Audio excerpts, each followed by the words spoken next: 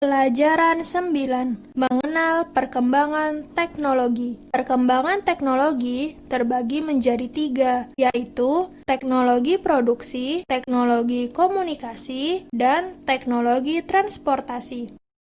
Teknologi produksi. Ada orang yang mengatakan bahwa teknologi pasti menggunakan mesin yang serba canggih, tapi sebenarnya belum tentu dan tidak harus demikian. Lalu, apa itu teknologi? Teknologi adalah kemampuan teknik yang berlandaskan pada ilmu pengetahuan dengan melalui proses. Sebagai contoh, pada zaman dahulu, merontokan gabah dilakukan dengan menginjak-injak gabah memakai kaki. Pada perkembangan selanjutnya, gabah ditumbuk dalam lubang kayu besar yang disebut lesung. Ada pula yang merontokkan padi dengan dipukulkan berulang-ulang kali pada papan kayu. Selanjutnya, cara merontokkan gabah berkembang dengan menggunakan alat sederhana terbuat dari papan kayu, paku, seng, bekas rantai sepeda, laker, dan gir. Cara menggunakannya dengan menginjak-injakan kaki pada papan yang telah tersusun, kemudian bulir padi diletakkan di atas roda, paku diputar supaya rontok. Perkembangan semakin maju dengan menggunakan tenaga mesin. Setelah menjadi gabah, dilanjutkan dengan proses penumbukan untuk menjadikan beras dalam lesung atau lumpang yang terbuat dari kayu dan batu. Sistem ini berkembang menggunakan mesin penggiling gabah atau yang disebut rice mill.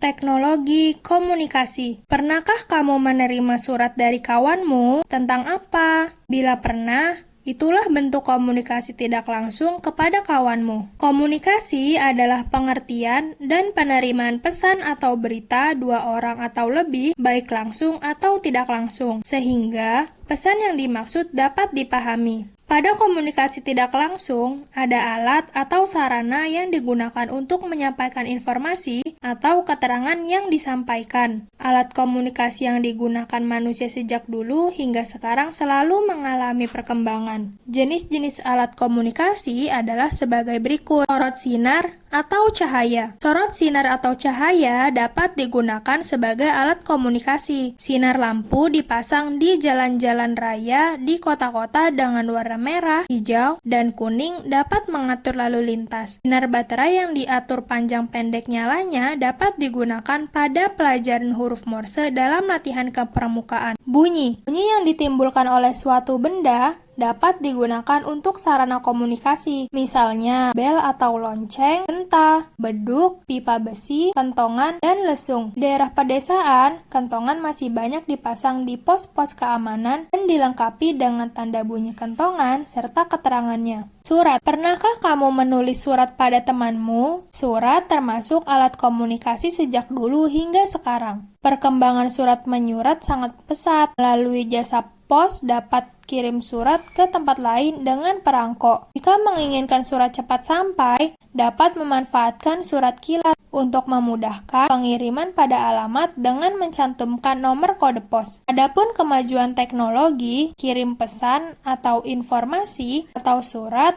dengan elektronik atau email atau juga disebut electronic mail. Ada komunikasi dengan menggunakan handphone atau HP yang dapat mengirim pesan dengan SMS atau short message service, juga ada dengan cara faksimil. Perkembangan ilmu pengetahuan dan teknologi, khususnya bidang informasi, dapat mengatasi jarak, waktu, dan tempat. Maksudnya, jarak yang jauh terasa dekat, waktu yang lama dapat lebih cepat, tempat yang sulit terasa mudah berkat kemajuan teknologi komunikasi. Supaya kita tidak ketinggalan kemajuan teknologi informasi, maka kita harus belajar sehingga tidak gaptek atau gagap terhadap teknologi. Telegram. Berita atau pesan yang diberikan melalui telegraf disebut telegram atau sering disebut kabar kawat atau surat kawat. Telegraf adalah pesawat untuk mengirim berita cepat ke tempat yang lebih jauh dengan kawat dan kekuatan listrik. Pesawat telegraf diciptakan pertama kali oleh Samuel F. B. Morse, seorang kebangsaan Amerika pada tahun 1840.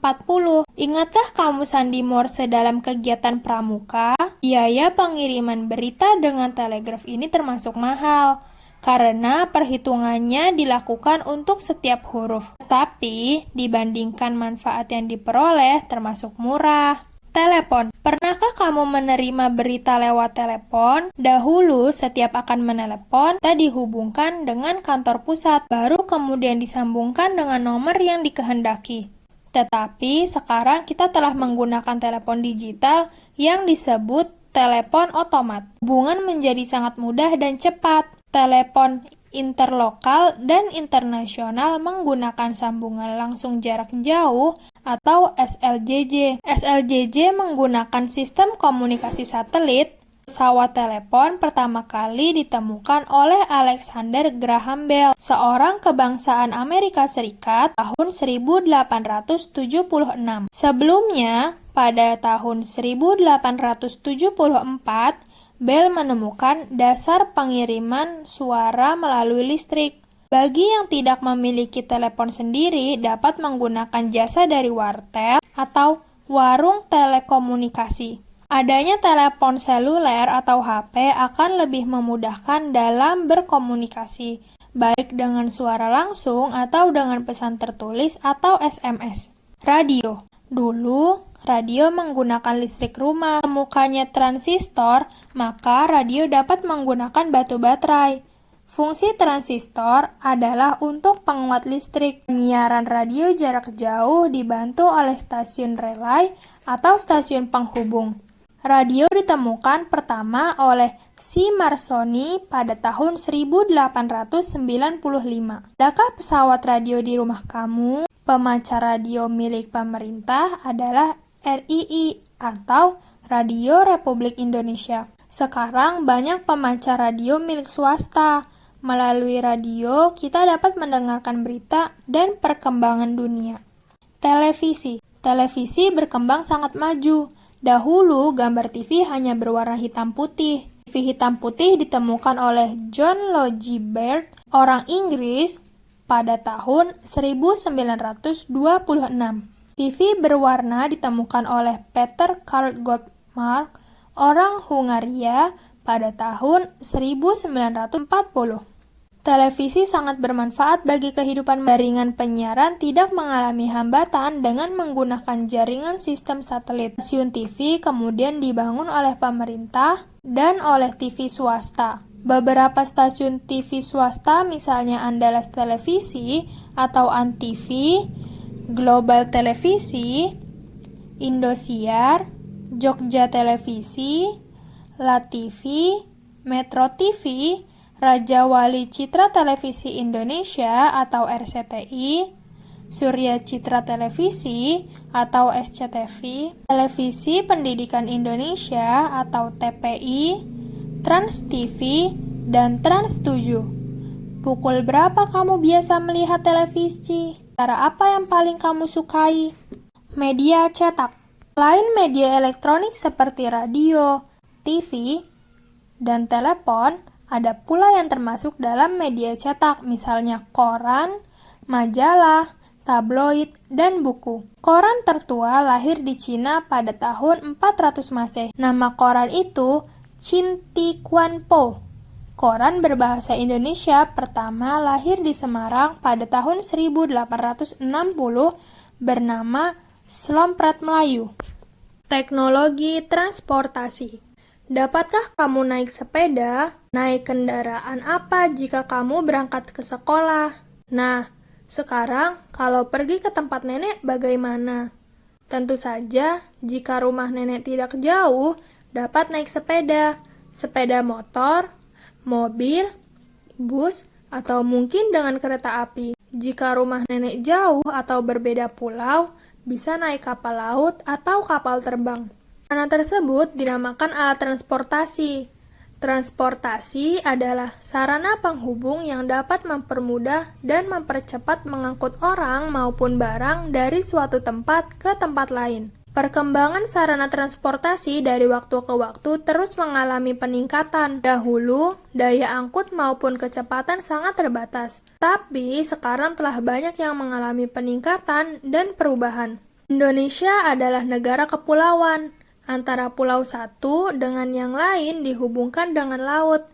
Hal itu sangat membutuhkan suatu transportasi. Berdasarkan jenisnya, transportasi dibagi menjadi transportasi darat, laut, dan udara. Transportasi darat. Sarana angkutan yang membawa penumpang maupun barang dari suatu tempat ke tempat lain menuju jalan darat disebut angkutan darat. Ada yang menggunakan mesin, ada yang tidak menggunakan mesin. Tidak menggunakan mesin, misalnya sepeda, becak, dokar, dan gerobak. Alat yang menggunakan mesin, misalnya motor, mobil, bus, kereta api, truk, bemo, bajai, dan taksi.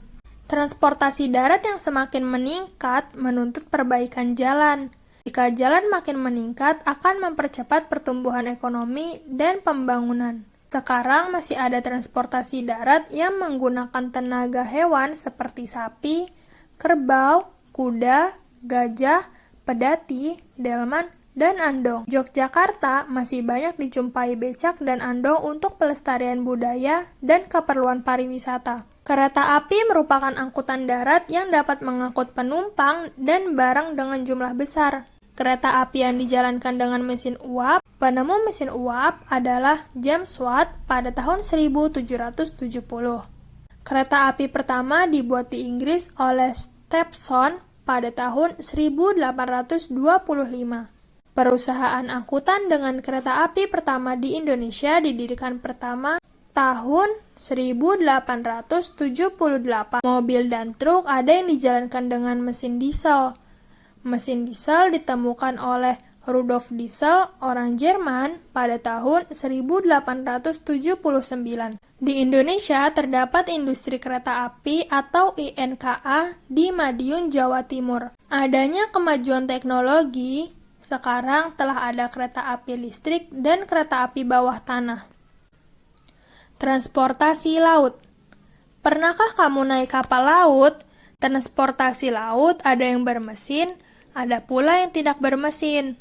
Contoh yang tidak bermesin adalah perahu dayung dan kapal layar. Angkutan yang bermesin adalah kapal laut. Kapal ada yang berukuran besar, ada pula yang berukuran kecil. Karena besarnya itu, kapal, bus, truk, dan mobil dapat masuk ke kapal. Ada pula yang berukuran sedang memiliki kecepatan tinggi. Pada perkembangan sekarang, alat angkutan laut mengalami kemajuan dan perkembangan industri. Perakitan kapal telah dapat diproduksi dalam negeri, yaitu PT PAL di Surabaya, Jawa Timur. Beberapa perusahaan pemerintah yang mengelola transportasi laut adalah PT Pelni dan Perum ASDP atau Angkatan Sungai Danau dan Penyeberangan. Transportasi udara. Tiap kota-kota besar di Indonesia hampir telah memiliki pelabuhan udara atau bandara.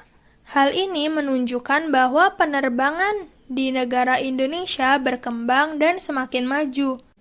Bila dibandingkan dengan angkutan darat dan angkutan laut, angkatan udara lebih mahal, tetapi waktu tempuhnya lebih cepat. Angkutan udara di negara kita ditangani oleh Departemen Perhubungan RI. Pengaturan jadwal penerbangan, lembaga ini bekerja sama dengan Badan Meteorologi dan Geofisika yang memahami cuaca dan memungkinkan untuk penerbangan. Jika cuaca kurang baik akan membahayakan dalam penerbangan. Penerbangan ada yang diusahakan pemerintah, yaitu Garuda Indonesia dan Merpati Nusantara. Ada pula yang ditangani swasta, misalnya Bouraq, Mandala, dan Simpati. Ada jenis terbang yang kecepatannya melebihi kecepatan suara, yaitu pesawat supersonik. Kapal terbang yang tinggal landas dan mendarat dengan tegak lurus adalah helikopter yang menggunakan baling-baling. Daerah terpencil yang sulit ditempuh dengan jalan darat telah dibangun bandara perintis, sehingga dapat dijangkau dengan pesawat perintis atau pesawat kecil. Industri pesawat terbang di negara kita terdapat di Bandung, Jawa Barat. Orang yang pertama terbang dengan pesawat terbang adalah Whitbur Wilk, yaitu orang Amerika Serikat, pada tanggal 17 Desember 1903. Pesawat jet pertama dibuat oleh Frank White, Inggris, pada tahun 1939. Pernahkah kamu naik pesawat terbang? Apa nama pengemudi pesawat terbang itu?